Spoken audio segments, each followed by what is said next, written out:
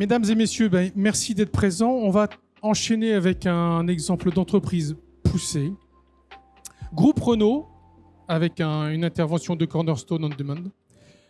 C'est une interview qui va être menée par Cornerstone auprès de Renault. Et puis, donc, présentation d'une expérience forte. 20-25 minutes de présentation, 5-10 minutes avec la salle. À vous. Super. Bonjour à tous, est-ce que vous m'entendez bien? Parce que je sais que c'est assez bruyant. Mon nom est Corinne Bidalier, je suis en charge de la filiale française de Cornerstone. Alors, il faut savoir que la France représente notre deuxième plus gros marché mondial, après les États-Unis. Donc Cornerstone, sûrement vous nous connaissez, c'est 100 millions d'utilisateurs dans le monde, dans 180 pays. Alors bien sûr, on est très connu pour notre LMS, même si on ne fait pas que ça. On est peut-être un petit peu moins connu en tant que revendeur de contenu de formation. Et puis, vous l'avez sûrement appris, on a racheté Edcast, qui nous permet de faire de la Learning Experience Platform, ce qu'on appelle la LXP, et du Talent Marketplace. Alors, Cornerstone a beaucoup de clients de toute taille. Et puis, parmi nos gros clients, nos grands clients historiques, eh bien, nous avons le groupe Renault, que nous avons l'immense privilège d'accompagner depuis de nombreuses années dans leur transformation considérable. Vous entendez beaucoup de choses, vous lisez beaucoup la presse. Et donc, je pensais que c'était extrêmement intéressant aujourd'hui d'avoir le témoignage de Patrick qui va se présenter et qui va partager son expérience à la fois à travers la transformation du groupe, mais également la transformation de ce qu'il fait lui en tant que directeur de la Learning et Development. Voilà, donc je vais lui poser quelques questions. On en a pour à peu près 25 minutes. On gardera un petit peu de temps pour les questions. Si jamais vous avez encore quelques questions, Patrick peut être disponible une vingtaine de minutes sur notre stand Cornerstone qui se situe juste à l'entrée. Vous ne pouvez pas nous rater. Alors Patrick, pour démarrer, est-ce que tu pourrais te présenter et présenter un petit peu le groupe Renault en quelques mots? Merci Corinne. Donc, je m'appelle Patrick Benamar, je suis le vice-président en charge de la formation et du développement des compétences pour le groupe Renault. Je suis en charge de la Renault University et je vais expliquer peut-être un peu plus tard ce qu'est la Renault University. Et pour présenter le gros groupe Renault, je dirais qu'aujourd'hui, c'est un des grands acteurs de la mobilité du futur. On nous connaît aujourd'hui beaucoup comme constructeur automobile, mais on est en train de préparer la mobilité du futur avec un certain nombre de solutions qui sont plus tournées vers l'usage, le partage des solutions de mobilité que exclusivement le véhicule automobile. Sur Renault? Alors sur Renault, ce qu'on peut dire aussi, c'est que c'est une des entreprises un peu historiques dans le paysage français. C'est aussi une grande entreprise internationale puisqu'on est présent avec des implantations industrielles dans un peu plus de 15 pays. Et avec notamment une caractéristique, c'est que Renault, c'est un très gros employeur dans certains pays. C'est même souvent le premier ou le deuxième employeur privé local. Alors, c'est le cas, par exemple, en Roumanie, avec une marque célèbre que vous connaissez qui s'appelle Dacia. C'est aussi le cas au Maroc. Là aussi, on est présent avec les marques Renault et avec les marques Dacia. Et c'est aussi le cas dans certains pays historiquement où on est présent depuis très longtemps, comme l'Espagne ou le Brésil, par exemple, ou l'Argentine. Alors, Patrick, quels sont les grands enjeux du groupe Renault aujourd'hui ? Et quels sont les impacts sur toi et sur ta fonction au quotidien? Alors, les grands impacts, je dirais, c'est ce que j'évoquais tout à l'heure, c'est-à-dire la transformation de la mobilité au niveau individuel, collectif. C'est-à-dire que on passe aujourd'hui d'une situation où on est un constructeur de véhicules automobiles à demain une société qui va fournir des services de mobilité, donc une tech compagnie, et ça entraîne une transformation profonde à la fois de nos activités, mais aussi le développement de nouvelles activités qui sont dans des domaines qui jusqu'à présent n'existaient pas. Donc typiquement, tout ce qui concerne l'économie circulaire de la mobilité, c'est quelque chose qu'on est en train d'inventer, puisque jusqu'à présent, la logique c'était de mettre de plus en plus de véhicules neufs sur le marché de façon à pouvoir avoir une meilleure surface financière et une bonne rentabilité. Aujourd'hui, ce qu'on dit, c'est que le véhicule, il doit permettre aussi, grâce à sa conception, d'être plus recyclable, et en même temps pour être moins consommateur de matière et d'énergie. Alors ça pose deux questions. La première question, c'est l'énergie. Donc vous êtes tous au courant du fait que la Commission européenne a pris des décisions concernant l'interdiction de vente de véhicules à énergie thermique d'ici quelques années. Donc avec pour conséquence la nécessité d'électrifier le parc automobile en Europe. Mais c'est une décision qui concerne l'Europe. Après, d'autres grands États dans le monde, les États-Unis ou la Chine par exemple, ont pris des positions différentes.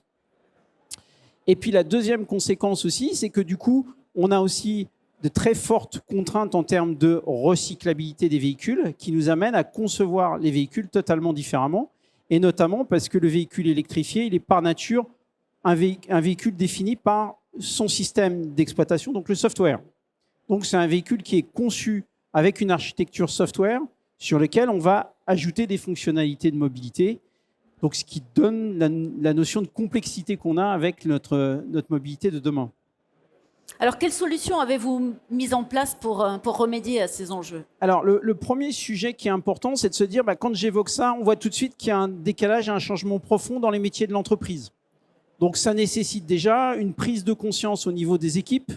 Donc, ça a été réalisé à travers une initiative dont on a beaucoup parlé dans la presse qui s'appelle la Renaulution, donc notre révolution à nous, qui nous a amené à penser l'entreprise sur le long terme, penser ses métiers, ses leviers de création de valeur, son organisation.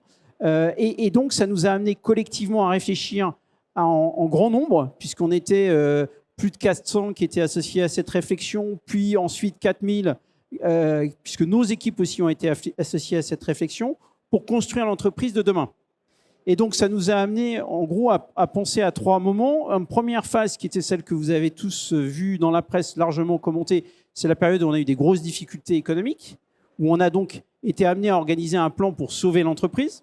Après, une deuxième phase qu'on appelle la résurrection, qui est une phase dans laquelle on a construit finalement les premières bases de ce que sera notre offre de mobilité de demain, avec les premiers véhicules qui sont sortis dans cette approche.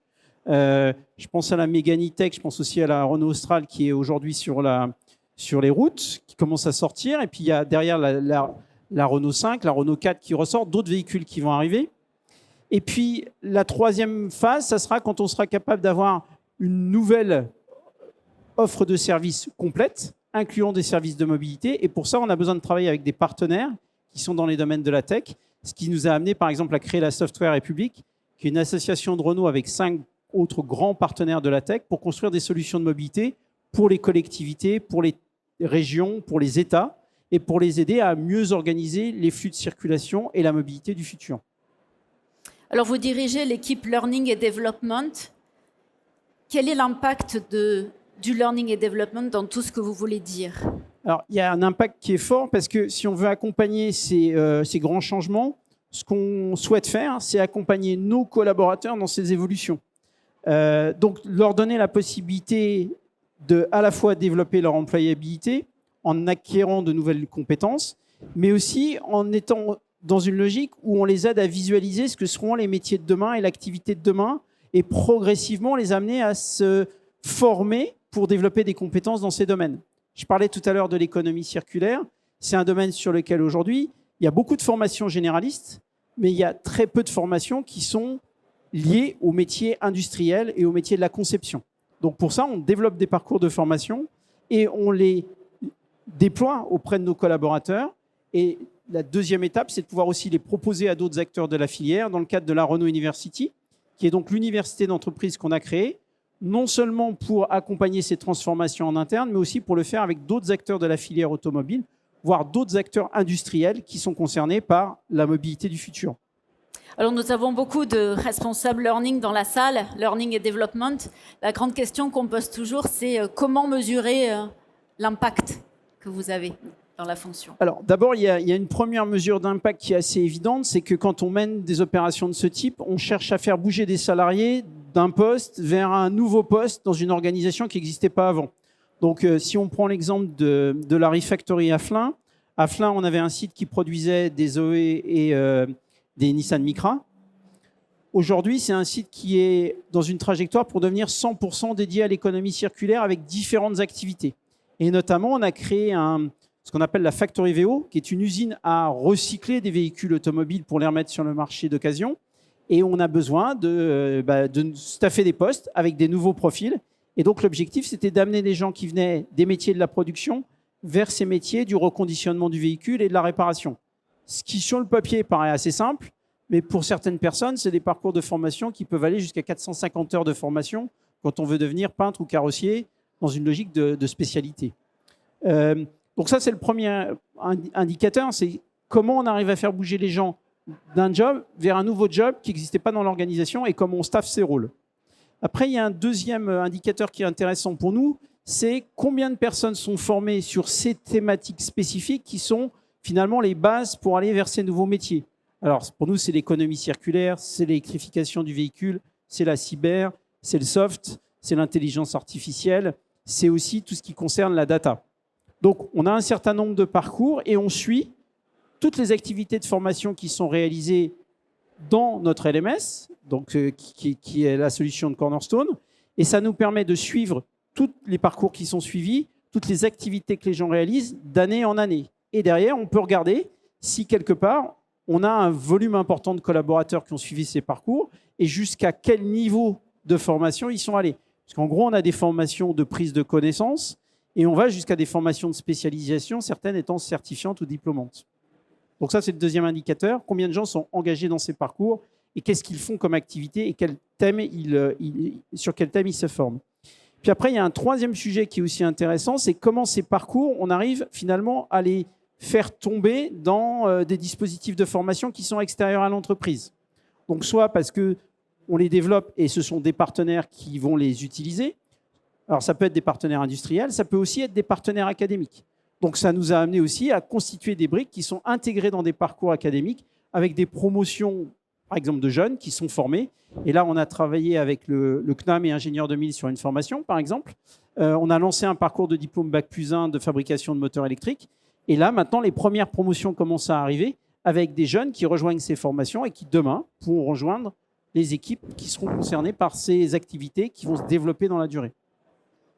Donc des notions d'upskilling, reskilling extrêmement critiques dans votre entreprise, oui, qui sont très proches du learning et development que vous... Alors, des notions d'upskilling et de reskilling, mais aussi des notions d'intégration de ces compétences dans les référentiels métiers, dans les référentiels des programmes qui peuvent amener des gens à se former. Parce que le problème aujourd'hui, c'est qu'il n'y a pas de formation académique pour amener les gens vers ces métiers. Ouais. Donc, il faut aussi adapter des contenus académiques pour faire en sorte qu'on puisse aussi avoir finalement régulièrement des gens qui viennent sur le marché et qui puissent se former. Sinon, on va se retrouver dans la situation qu'on connaît bien aujourd'hui en cybersécurité, où il y a 15 000 demandes de postes et il n'y a pas de candidat en face. Donc, on peut dire qu'on veut se développer dans ce domaine-là, mais si on ne met pas des personnes en face des jobs, il ne va rien se passer. Donc, on a besoin aussi d'attirer des gens vers ces métiers et de leur proposer des formations, notamment pour des gens qui ont envie d'aller vers ces métiers et qui ont envie aussi peut-être de sortir d'une trajectoire de carrière qui était celle qu'ils pouvaient imaginer à l'origine. Alors, on est au salon Learning Technology.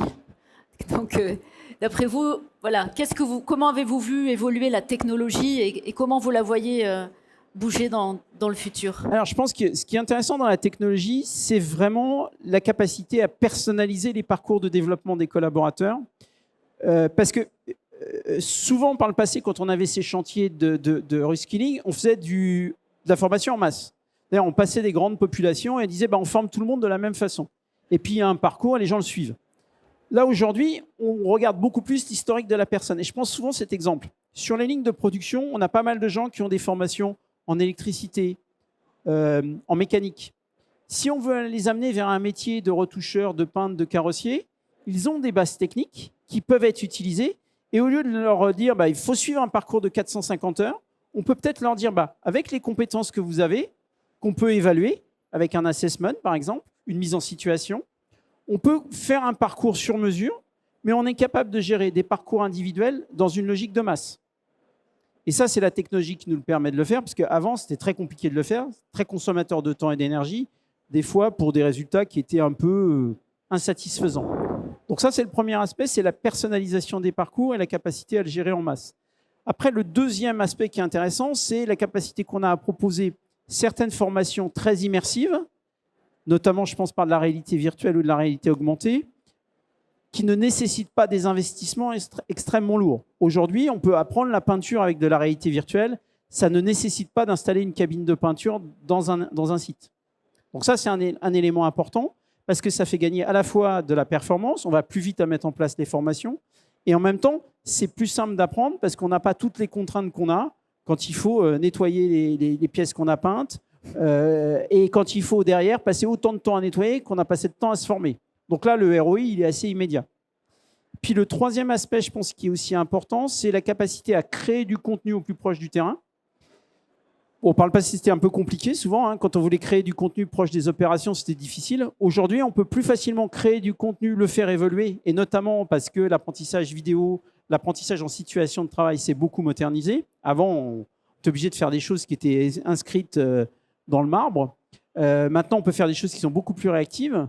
Et c'est aussi un élément de force parce qu'on peut dire, OK, on a notre processus opérationnel qui a changé. Bah, tout de suite, on met à jour la formation pour que tout de suite, on puisse former les nouveaux arrivants et qu'on gagne du temps. Et ça, c'est un vrai apport parce qu'on est beaucoup moins décalé que par le passé entre le moment où on décide de changer quelque chose et le moment où on peut former les collaborateurs qui sont concernés. Donc toute cette technologie, vous l'avez mise en place aujourd'hui au sein du groupe Renault. Ouais. Et c'est très intéressant, c'est que, par exemple, l'exemple que je donne sur la peinture aujourd'hui, tous nos sites en France forment les peintres en réalité virtuelle.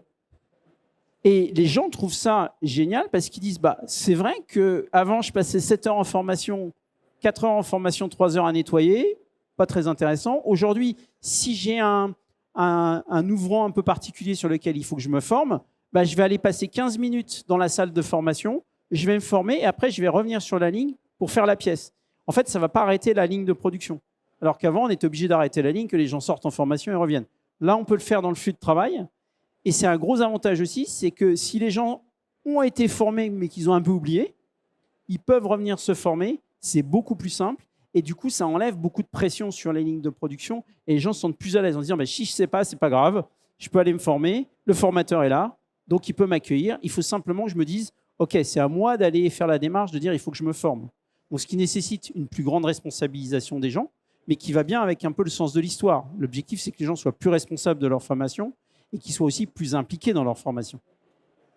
Alors chez Cornerstone, on parle beaucoup à des personnes comme vous, des responsables learning et development, et on est absolument fascinés de voir à quel point votre métier a évolué. On se souvient autrefois, le service formation était en silo, il était dans une logique très administrative, il ne parlait pas à l'équipe talent. Aujourd'hui, on voit que les responsables learning sont devenus de vrais stratèges dans l'entreprise, parce qu'il y a une stratégie d'entreprise et ils doivent la décliner au niveau formation, fort des contraintes de toute la transformation auquel font face toutes les entreprises. Et donc, vous avez une grosse expérience dans ce domaine. Comment avez-vous vu évoluer ce rôle et comment vous le voyez? Quelle est la feuille de route pour les années à venir, d'après vous? Alors, en plaisantant, il y a quelques années, il y avait un coach avec lequel on travaillait qui me disait, bah, c'est quoi le monde idéal pour quelqu'un qui travaille dans le métier du learning et du développement? Et je disais, c'est le jour où les dirigeants raisonnent en compétences avant de raisonner en headcount, en effectif. Et je pense que c'est un peu ça le virage qu'on a vu ces dernières années, c'est-à-dire qu'aujourd'hui, on a des dirigeants qui pensent en se disant, OK, de quelles compétences j'ai besoin pour pouvoir faire le business de demain? Et donc, qu'est-ce que ça veut dire opérationnellement en termes de montée en compétences et de maintien ou d'entretien des compétences? Bon, il y a quelques années, on avait beau le dire, les dirigeants disaient « Moi, je ne sais pas ce que c'est qu'une compétence, je ne comprends pas, et puis je ne sais pas trop évaluer parce que c'est trop compliqué. » Donc, on raisonnait en effectif. Et on présupposait que les gens dans le job faisaient bien leur boulot, ce qui était des fois un peu approximatif. Après, le deuxième changement, je pense aussi, c'est qu'on est un métier qui devient de plus en plus tourné vers la donnée, vers la technologie, justement. Et la technologie nous permet de faire des choses qui, avant, n'étaient pas forcément faisables, qu'on rêvait peut-être de faire, mais on se dit c'est trop compliqué, on ne va pas faire.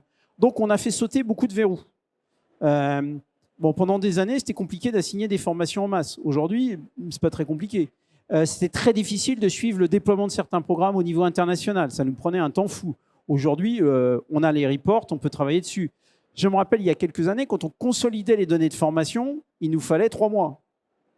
Et puis bon, on arrivait en disant, de toute façon, c'est faux, mais c'est pas grave, on sort les chiffres parce qu'on en a marre de faire du tableau Excel. Aujourd'hui, on dit, bah voilà, on en est où le 2 janvier, quand on revient au bureau après les fêtes, et c'est quoi les chiffres?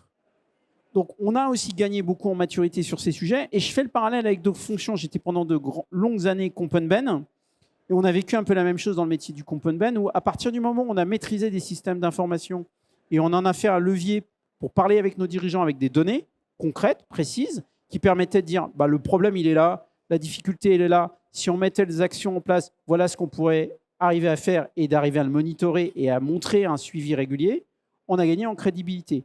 Un learning a vécu la même chose. et grâce au système d'information qui a été mis en place, mais aussi par la professionnalisation des gens du métier et de la formation sur ces thèmes-là. Avant, on n'avait pas de data analyst dans nos équipes. Aujourd'hui, c'est important dans nos équipes d'avoir un analyste. Avant, on n'avait pas en face de nous... nous, on a monté un data lake en 2019. On a dit, OK, il y aura tellement de données à brasser, on va monter un data lake et on va se former pour pouvoir exploiter les données et être capable de faire les tableaux de bord qui sont nécessaires pour suivre l'activité. Et du coup, quand on dialogue avec les gens, on leur dit, voilà, ton absenté chez toi, il est à 5 sur les formations, qu'est-ce qui se passe? Et il y a une épidémie de grippe, il y a un problème d'organisation. Et donc, on arrive à passer la couche du chiffre qui était avant, OK, on a un chiffre, on ne sait pas l'interpréter ou il faut passer 3 semaines à l'interpréter. Donc, je pense que c'est ça qui a beaucoup changé. Et après, je pense aussi qu'on a une génération de dirigeants qui a une vision un peu différente. Je vois avec nos patrons aujourd'hui, ils sont intéressés par ce sujet-là. C'est-à-dire, ils posent des questions qui nous amènent un peu à aller dans nos retranchements. Parce que leurs questions, elles sont aussi construites sur leur propre histoire. Et on a des patrons qui ont vécu quand même pas mal d'expériences de restructuration, de réorganisation. Alors malheureusement, c'est un peu le lot de l'industrie automobile depuis un certain nombre d'années, depuis 20 ans. Et donc, ils ont cette expérience en disant, à chaque fois qu'on a une phase de décroissance, derrière, ça se traduit par une phase de croissance. Donc, il faut préparer les choses pour que ce soit moins les hauts et les bas. Parce que ça, c'est terrible pour toutes les organisations. Donc, si on veut arriver plutôt à lisser les problèmes et à les traiter, il faut anticiper. Et là, le rôle du learning est important parce que ça nous permet de préparer l'avenir.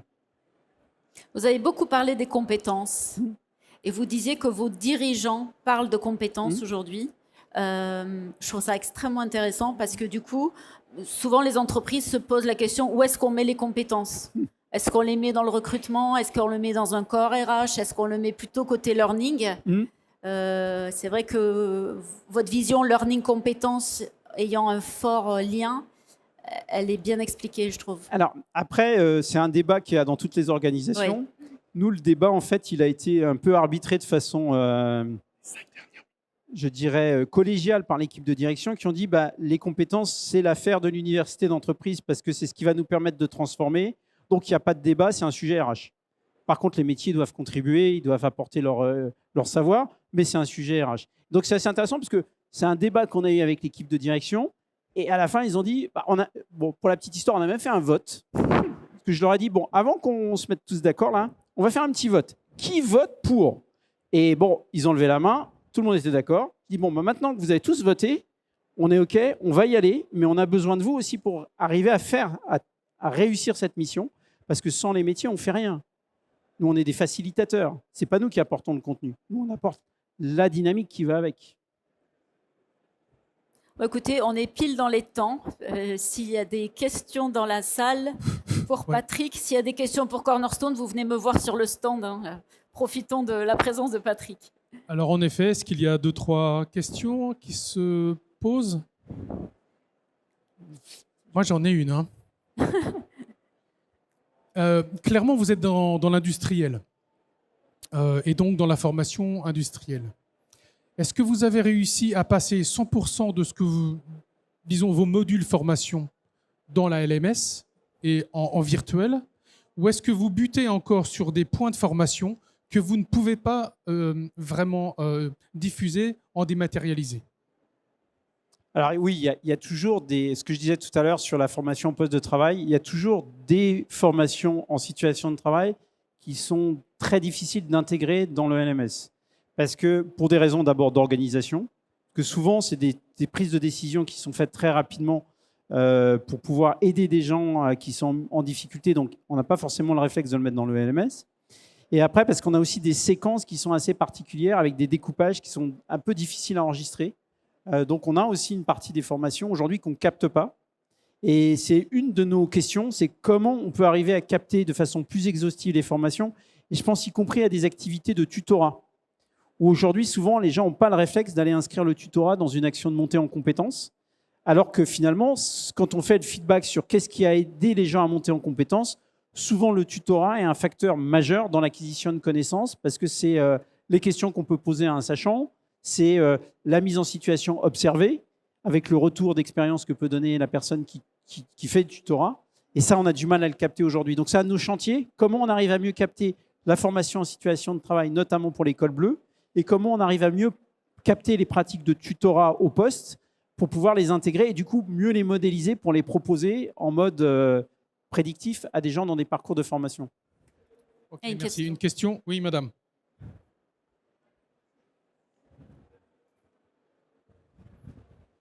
Oui, bonjour. Donc une question pour vous. Je voulais simplement savoir comment vous créez cette culture justement d'apprentissage au sein du groupe Renault et comment vous promouvez un petit peu la diversité et l'inclusion au sein d'un groupe aussi grand tel que Renault. Alors c'est une bonne question parce qu'effectivement, on a monté une initiative qui a accompagné la transformation du groupe qui s'appelle le Renault Way. Et dans les 5 principes du Renault Way, il y en a un qui s'appelle « Nous grandissons ensemble » et qui est très focalisé sur la capacité justement aux équipes d'apprendre, de se développer comme étant un des objectifs de l'entreprise, mais aussi au niveau de chaque équipe dans l'organisation. Donc c'est vraiment quelque chose qu'on a construit et qui fait partie des principes de fonctionnement de l'entreprise, d'ailleurs, ce qui fait partie même du système d'évaluation de la performance pour les collaborateurs et pour leurs managers. Et après, le volet diversité et inclusion, en fait, il s'intègre parfaitement dans cette démarche, parce que quelque part, quand on se met dans cette logique-là, c'est parce qu'on place ces initiatives dans une logique de responsabilité sociale d'entreprise, en disant notre responsabilité, c'est de développer l'employabilité de nos collaborateurs, en intégrant aussi les notions de diversité et d'inclusion, puisque forcément, quand on lance des parcours, on les lance dans un environnement qui est très large, avec des publics très différents, dans des environnements physiques différents, on n'est pas dans les mêmes pays, on n'est pas dans les mêmes organisations. Et en plus, on veut aider des gens à l'extérieur à pouvoir bénéficier de ces formations pour pouvoir eux-mêmes trouver un emploi. Donc, le volet inclusion, c'est ce que je disais tout à l'heure, c'est la capacité qu'on a à redonner finalement à des partenaires académiques, et je pense notamment à des formations professionnelles, donc des partenaires comme le CNAM, comme les lycées professionnels, comme les universités avec lesquelles on travaille, où là, l'objectif, c'est redonner finalement dans le domaine public des formations sur lesquelles on a travaillé avec des modèles de fonctionnement qui sont validés, on va dire, en interne. Et après, il y a toute la partie inclusion, et notamment avec des parcours spécifiques pour des publics très éloignés de l'emploi, qui progressivement amènent des gens vers un emploi stable. Alors, je vais citer une initiative qu'on a montée à Flins, qui s'appelle l'École des Savoirs, qui nous permet donc d'accueillir des promotions de personnes qui sont des migrants, qui sont arrivés en France par les hasards de la vie, et qui du coup sont accompagnés dans un parcours de formation pour les ramener progressivement vers l'emploi, un emploi dans un premier temps à durée déterminée pour tester leur capacité à intégrer une entreprise et pour pouvoir éventuellement soit intégrer Renault, soit une autre entreprise du secteur automobile. Et on a des promotions tous les trimestres avec des gens qui viennent de cette école. Et objectivement, les résultats sont très bons puisque, en gros, une personne sur 2 est embauchée dans l'entreprise et l'autre trouve un contrat au minimum à durée déterminée. Donc c'est un volet important que je n'ai pas beaucoup développé parce que c'est vrai qu'on n'avait pas beaucoup de temps, mais ça fait partie effectivement des initiatives qu'on prend pour faciliter l'accès à l'emploi, y compris pour des publics qui aujourd'hui sont éloignés de l'emploi. C'est un peu l'histoire sociale de Renault, on va dire.